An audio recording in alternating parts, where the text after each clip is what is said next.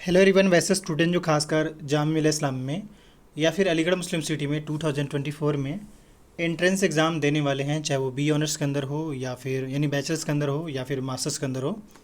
इस वीडियो में हम आपके जनरल अवेयरनेस, सोशल अवेयरनेस को लेकर आज सीरीज फिर से स्टार्ट करते हैं।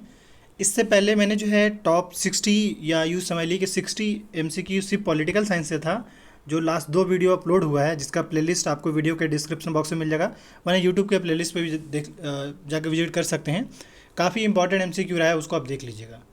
आज से हम ऐसा करेंगे, मिक्स टाइप का रहेगा, जहाँ पे आपको geography, polity, history, economics, world history या फिर करंट अफेयर, लाइक एक मिक्स टाइप का रहेगा। आज कुछ मिक्स करके रखेंगे, आने वाले टाइम में और भी कराया जाएगा। साथ ही आपको यहाँ पे इस चैनल पे आपको करंट अफेयर भी करा दिया जाएगा लास्ट 6 मंथ का। अपडेटेड रहिए, इस चैनल को सब्सक्राइब करके रखिए और कनेक्टेड रहिए। चलिए स्टार्ट करते हैं। क्वेश्चन नंबर फर्स्ट ये कह रहा है कि which one of the following is not a natural harbour India.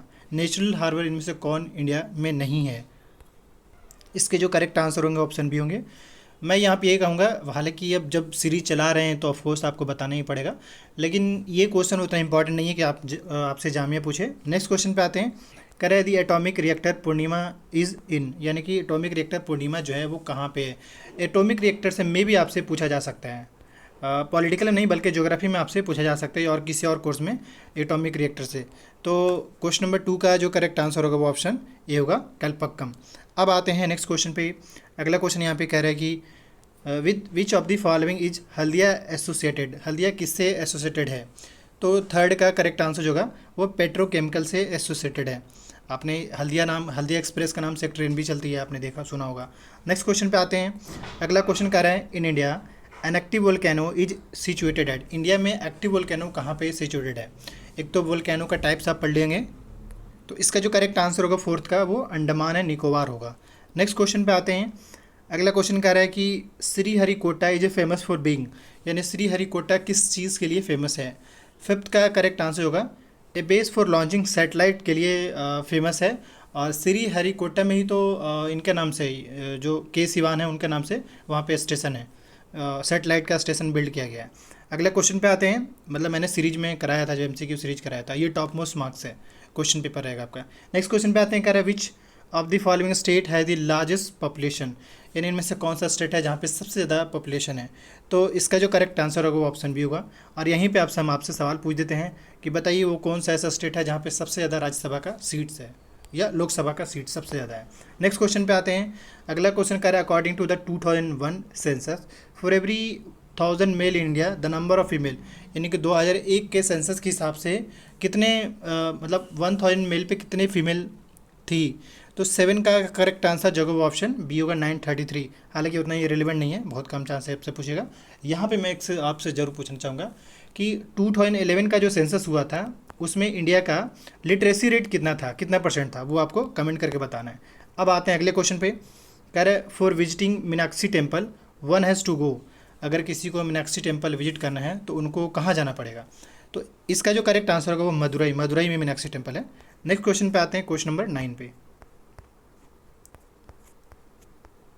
Question number 9 कह रहा है कि महाबलीपुरम इज लोकेटेड नियर। ये रेयर ही है कि सवाल पूछा जाएगा, बट पूछा है तो यहाँ पे है सीरीज में तो बताना ही पड़ेगा। सी जो करेक्ट आंसर है, बट ये क्वेश्चन आपका रेयर ही है कि पूछ पाएगा। नेक्स्ट क्वेश्चन पे आते हैं, ये इंपॉर्टेंट है। कह रहे बुलंद दरवाज़ा इज लोकेटेड इन। बुलंद दरवाज़ा कहाँ लोकेटेड है? 10 का करेक्ट आंसर जो होगा वो फतेहपुर सीकरी। और फिर से मैं पूछ देता हूँ कि ये बुलंद दरवाज़ा किनके द्वारा बिल्ड किया गया था, वो आप आंसर कर देंगे। तो ये मैंने अभी ज्योग्राफी वाले सेक्शन से 10 क्वेश्चन उठा लिया है। अब हम नेक्स्ट सेक्शन पे चलते हैं। अब चलते हैं नेक्स्ट क्वेश्चन पे। यहाँ से मेरा हिस्ट्री का पोर्शन स्टार्ट हो रहा है। कह रहे दी important ditties of Rigveda. Rigveda में इंपॉर्टेंट देवता कह लीजिए, देवी कह लीजिए, देवी देवता का नाम आया है ऋग्वेद में सबसे इंपॉर्टेंट। तो 4 ऑप्शन हैं, हालांकि चांस कम ही होगा कि सवाल में भी पूछा जा सकता है। इसका जो करेक्ट आंसर होगा वो डी होगा। इंद्र, अग्नि और वरुण के बारे में ऋग्वेद में पढ़ते हैं। अब आते हैं अगले क्वेश्चन पे। कर the island of Bombay was acquired by the East India company from, यानी कि बॉम्बे जो आइलैंड है वो ईस्ट इंडिया कंपनी के द्वारा कब एक्वायर किया गया था? तो सेकंड का जो करेक्ट आंसर होगा वो ऑप्शन सी, सॉरी किससे किया गया था, ऑप्शन कब नहीं किया वो पूछा जाए, किससे किया गया था? तो सी जो होगा पोर्तुगल से एक्वायर किया गया था। नेक्स्ट क्वेश्चन पे आते हैं। कह रहे the capital of Maharaja Ranjit Singh was. Capital of Maharaja Ranjit Singh के टाइम में कैपिटल कहाँ था? तो थर्ड का करेक्ट आंसर जो होगा वो लाहौर था। अगले क्वेश्चन पे आते हैं।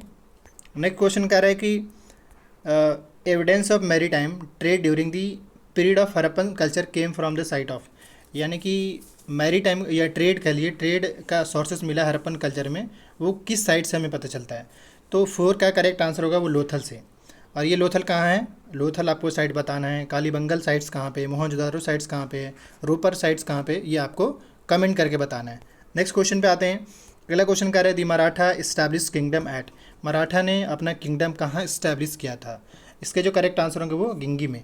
नेक्स्ट क्वेश्चन पे आते हैं। अगला क्वेश्चन पे आ रहे हैं। नेक्स्ट क्वेश्चन ये कह रहा है कि Lumbini is the birth place of, चार ऑप्शन है, इसका जो करेक्ट आंसर होगा वो आपका लॉर्ड बुद्धा होगा। और एक सवाल मैं फिर से यहाँ पे पूछ लेता हूँ, इनलाइटमेंट सिटी किस शहर को जानते हैं? किस शहर को हम इनलाइटमेंट सिटी के नाम से जानते हैं? अगले क्वेश्चन पे आते हैं। नेक्स्ट क्वेश्चन कह रहा है कि when did the Alexander invade in India, यानी अलेक्जेंडर इंडिया में कब इन्वेड किया था? तो 7 का करेक्ट आंसर होगा 326 BC में उन्होंने किया था। नेक्स्ट क्वेश्चन पे आते हैं। अगला क्वेश्चन कह रहा है Indus valley civilisation is credited to the, Indus valley civilisation या इंडस सिविलाइजेशन का अपलिफ्टमेंट किसको, इसमें से कौन सा ऑप्शन जो होगा वो सही होगा, वो आपसे पूछ रहे हैं।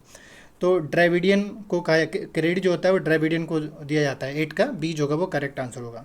अब आते हैं अगले क्वेश्चन पे। पहले पढ़ लिखा है who among the following Hindu kingdom या king is known as the Indian Napoleon, यानी इनमें से कौन हिंदू किंग है जिनको द इंडियन नेपोलियन के नाम से जानते हैं? तो ऑप्शन मैं आपको दिखा रहा हूँ यहाँ पे, ये रहा ऑप्शन। कह रहा है हर्ष, अशोका, समुद्रगुप्त, चंद्रगुप्त। तो आपको तो मालूम ही है, यानी कि 9 का जो करेक्ट आंसर होगा वो ऑप्शन सी, समुद्रगुप्त को इंडियन नेपोलियन के नाम से जानते हैं। आते हैं अगले क्वेश्चन पे। कह रहा है which of the following rule the whole north India during the period of 700 से 1200 AD, यानी कि 700 से 1200 AD के बीच में कौन ऐसा इनमें से रूलर था जो पूरे नॉर्थ इंडिया में रूल किया था? तो 10 का जो करेक्ट आंसर होगा वो ऑप्शन ए होगा, राजपूत। क्योंकि जैसे पृथ्वीराज चौहान का वो अगर देखा जाए, पृथ्वीराज चौहान तो उसी टाइम में आ गया था। तो क्वेश्चन नंबर 10 का जो करेक्ट आंसर होगा ऑप्शन ए होगा। अब चलते हैं नेक्स्ट क्वेश्चन पे। यहाँ पे कह रहे हैं the battle of Plassey was fought in the year, battle of Plassey कब हुआ था ये आपसे पूछ रहा है। तो आपको आई थिंक मालूम ही होगा 1764। 11 का जो करेक्ट आंसर होगा, सॉरी 1757 में हुआ था। बैटल ऑफ बक्सर जो हुआ था वो 1764 में हुआ था। तो 11 का जो करेक्ट आंसर होगा ऑप्शन ए होगा। अब आते हैं अगले क्वेश्चन पे। नेक्स्ट क्वेश्चन यहाँ पे ये कह रहा है कि who among the following was associated with the firing at the Jallianwala Bagh on the 13 अप्रैल 1919। तो इनमें से कौन जो था एसोसिएटेड था जालियांवाला बाग जो मैस्केर हुआ था 13 अप्रैल 1919 को? तो 12 का जो करेक्ट आंसर होगा वो ऑप्शन बी, जनरल डायर इसमें एसोसिएट था, उनके ही परमिशन के पे फायरिंग स्टार्ट कर दिया गया था। नेक्स्ट क्वेश्चन पे आते हैं। कर the line capital of Ashoka was founded, यानी कि अशोका का कैपिटल कहाँ था? तो 13 का करेक्ट आंसर होगा सारनाथ। अब आते हैं, क्योंकि सारनाथ में इसने, हाँ सारनाथ इसका था, वहाँ पे गया भी था। अब आते हैं अगले क्वेश्चन पे। नेक्स्ट क्वेश्चन कर who took the initiative in founding the Indian National Congress in 1885, यानी कि INC का फाउंडर आपसे पूछ रहा है। तो 14 का करेक्ट आंसर होगा वो डेविड ऑक्टेवियन या अच्छा ए ह्यूम के नाम से जानते हैं, या डेविड ऑक्टेवियन ह्यूम के नाम से, फुल फॉर्म यानी डी जो होगा ये इन्होंने जो है फुल नेम मेंशन कर दिया, वरना ए ह्यूम के नाम से भी जानते हैं। अगले क्वेश्चन पे आते हैं, इंपॉर्टेंट है। कह रहा है ब्रह्म समाज ओरिजिनली ब्रह्म सभा was founded in 1828, who was it's founder, यानी ब्रह्म समाज का आपके फाउंडर पूछा जा रहा है। तो 15 का करेक्ट आंसर जो होगा वो राजा राम मोहन राय होगा। राजा राम मोहन राय ही जो है वो सती सिस्टम को एंड करने में, ख़त्म करवाने में सपोर्ट किए थे। फिर मैं आपसे पूछना चाहूँगा कि सती सिस्टम को किसके द्वारा लाइक प्रोहिबिट किया गया था, खासकर मॉडर्न हिस्ट्री में? तो आज के लेक्चर में इतना ही रखूँगा, क्योंकि आज इतना ही रखना चाहेंगे। हाँ, एट द एंड में मैंने शुरुआत भी नहीं करा। स्टूडेंट फॉर टीम की ओर से आप सभी को ईद की मुबारकबाद। अच्छे से ईद मनाइए और एक दूसरे को दुआ दीजिए, और आने वाले टाइम में जो आपका एंट्रेंस है उसकी अच्छे से तैयारी करिए ताकि आपका सिलेक्शन फिक्स हो।